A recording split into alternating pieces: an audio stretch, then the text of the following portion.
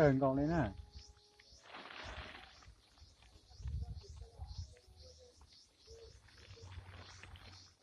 Mình cọc trời nữa. Ý tí nhá mọi người nhá, rất là đẹp nha. Rừng ý tí đấy. Chụp hình gì nữa, tôi xuống tại nào nữa. Khá to. Lu cháy này có cho bé sủ nè. Nó sụp xuống mặt đây hầu lè. Chảnh tam tặng khu đây hầu nữa.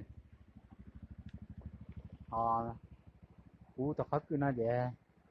Để qua khắc chân sau khắc đoàn nữa. Để nó cho nó lên à. Hello, xin chào cả nhà nha. Cả nhà xem kênh của Giàn Chúng Vlog, nếu hay thì cho một like và một đăng ký kênh nhá. Ở đây là đất của Ý Chí nhá mọi người nhá. Rừng thì rất là nhiều, toàn là cây cổ thụ, cây già thôi nhá. Mọi người theo dõi kênh của mình không phải là đi rừng để quay clip mọi người nhá, nhưng mà mình đi làm ở đây, mình đi kéo dây mạng ấy thì mình thấy cảnh đây rất là đẹp nhá, toàn rừng già. Và mọi người theo dõi kênh của mình thì hãy cho mình một like, và ai muốn khám phá khu rừng ở đây thì hãy đăng ký kênh của mình, và mình sẽ cố gắng để đi làm một clip khám phá cái rừng này cho anh em xem nhé.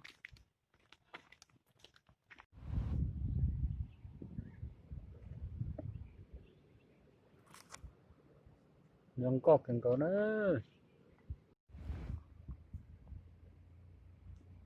Đây có những cái cây rêu rất là đẹp nha mọi người nha. Để nó mới ăn xua. Đường cột cần cầu nữa.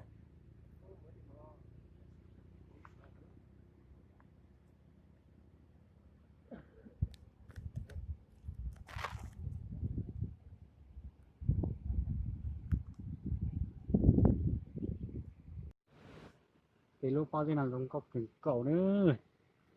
Còn sao đường cột cần cầu.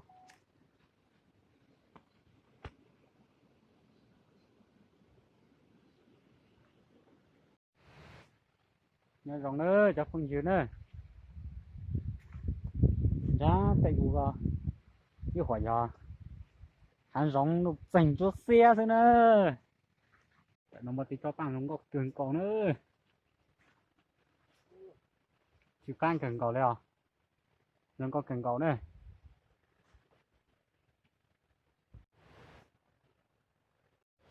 Bàn chạy to nó có cường cầu nữa, cho không dư nữa.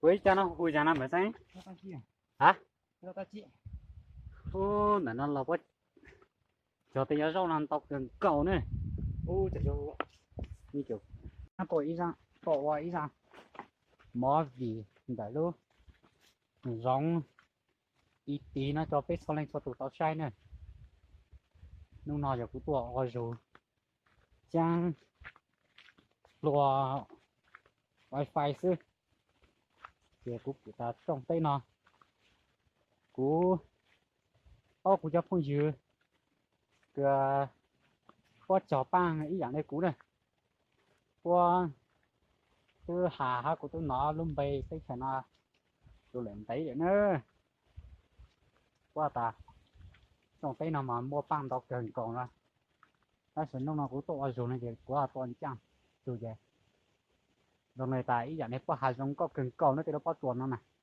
tăng hoàn đọc cần cầu này để nó nữa nhưng có cần cầu liều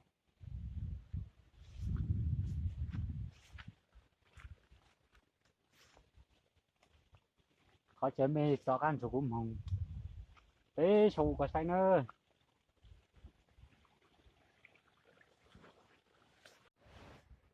cho phong nhiêu nữa biết tập xuân tại nào mà bị cho rau câu tê nữa giặt cam tê nữa do câu tê hả cái đây cho món nọ nữa ตัวnhá lăng lì rồi là nhót đây để đây ha thì trong này tàng cả là tôi chỉ muốn nó ha rau là cô chỉ muốn ha nữa luôn nàng nữa thì béตัวtrong tay nóตัวsai lúc bao chỗ sọ nó có sữa thì bé của mà cái rau này thì bé đây xin nè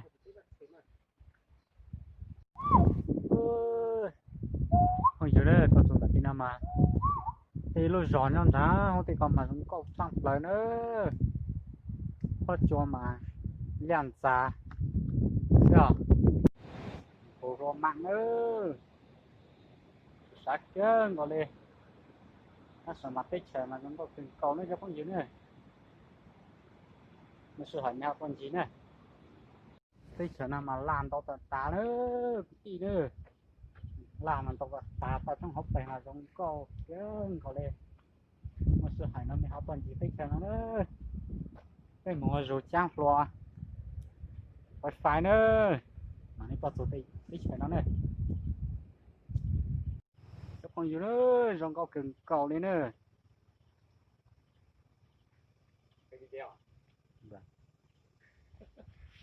đẹp nhỉ thì tôi sợ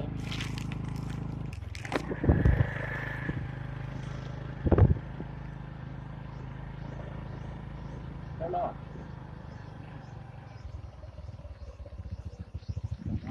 đây cái nhỏ tập thòng lộ